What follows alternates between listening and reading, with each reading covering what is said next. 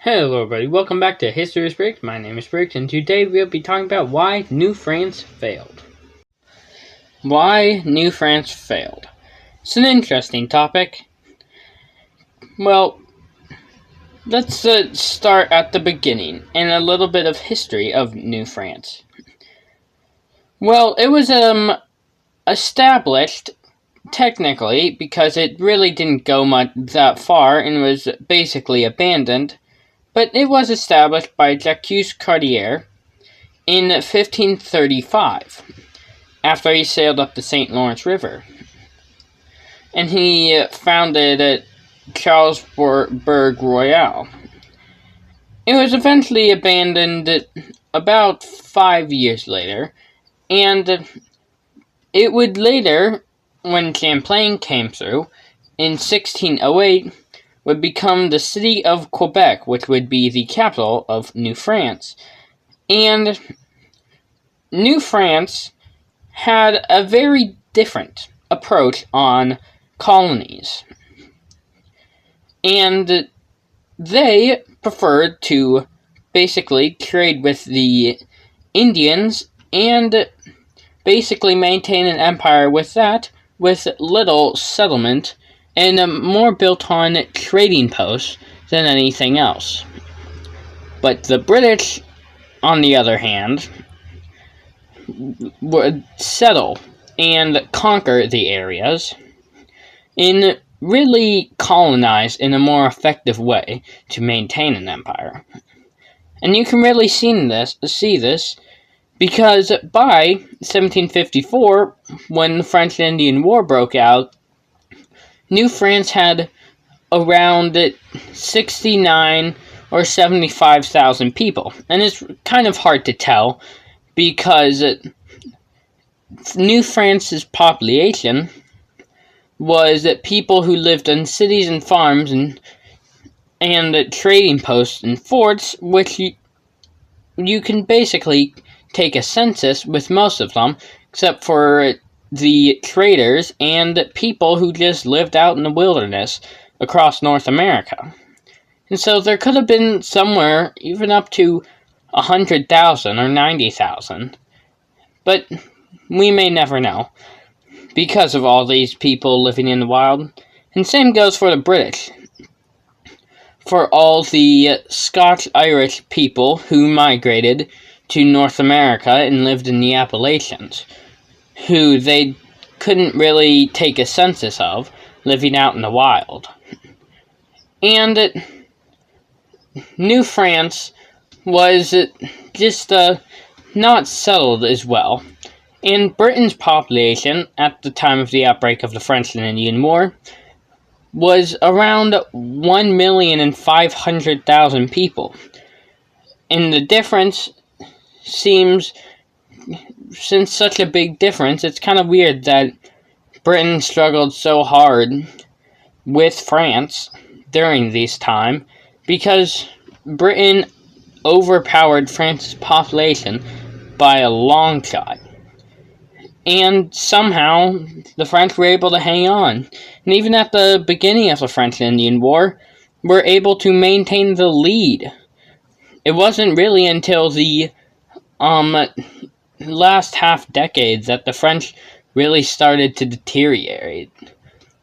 And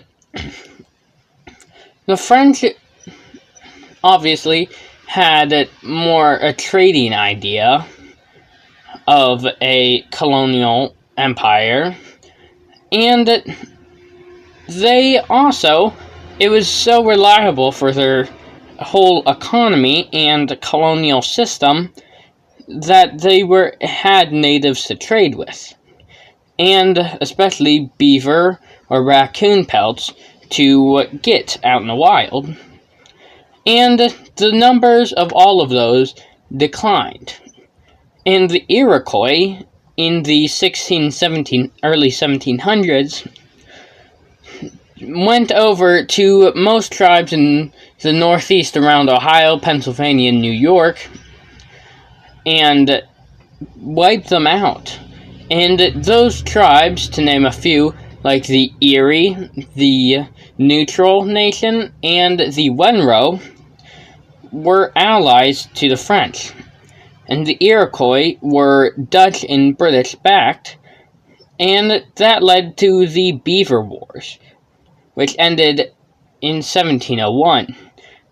And France, after that, was able to sort of extend its influence over the area as the Iroquois backed out from the area around the Ohio country and Illinois country.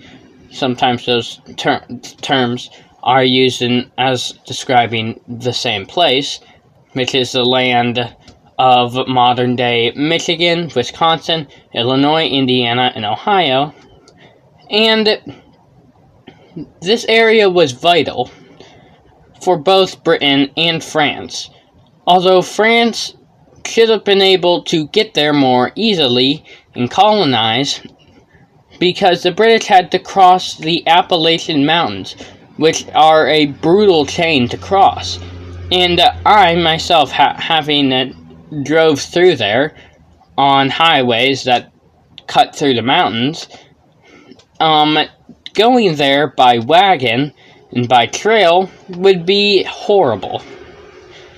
And after you got there, then you would have just basically a big forest that you have to clear, which to a colonial perspective is pretty nice. But the British didn't want to cross the Appalachians, really, and it took a while for the British to get there. But the French could have easily taken the Illinois country and just going by the Mississippi River or the Great Lakes, and took it and colonized it briefly to maintain the control. But they decided to just set up trading posts and forts, which led to their downfall, because they never maintained a full reach over the area.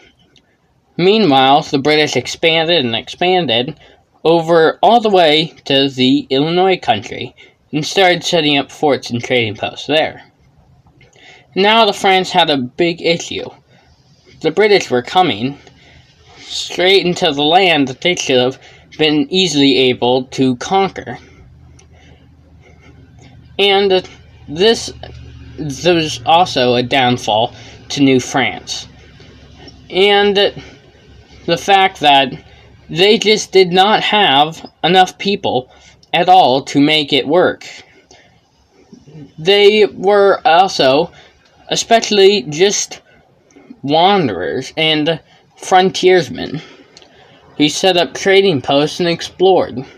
The French were able to get all the way out to the border of Montana and possibly Idaho in the early 1700s, which is pretty impressive, and almost reached the Pacific Ocean, where the Spanish were at the time, but they never colonized it.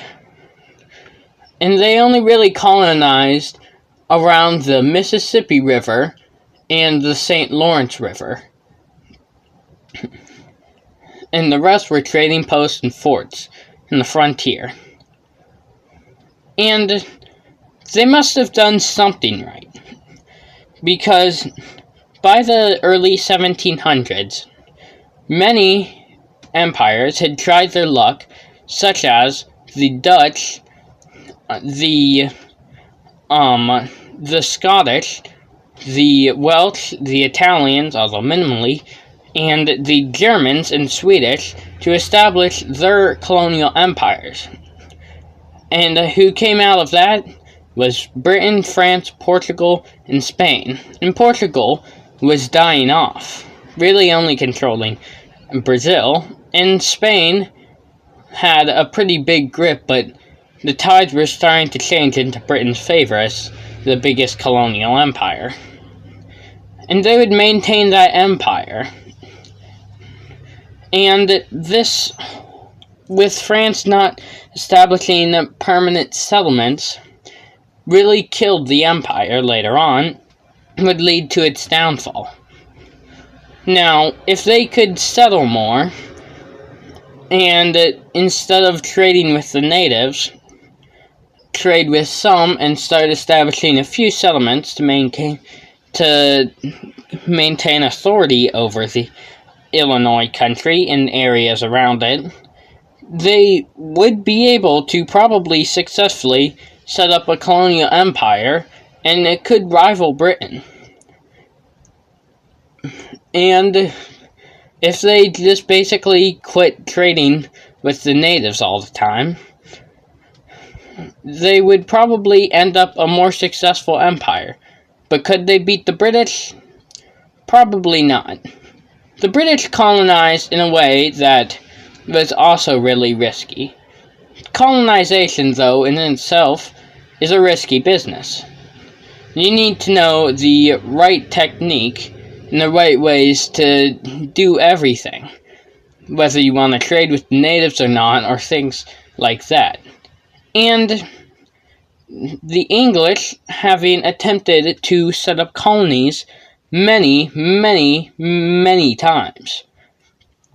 And Jamestown and Plymouth barely worked out, although Plymouth wasn't government funded. And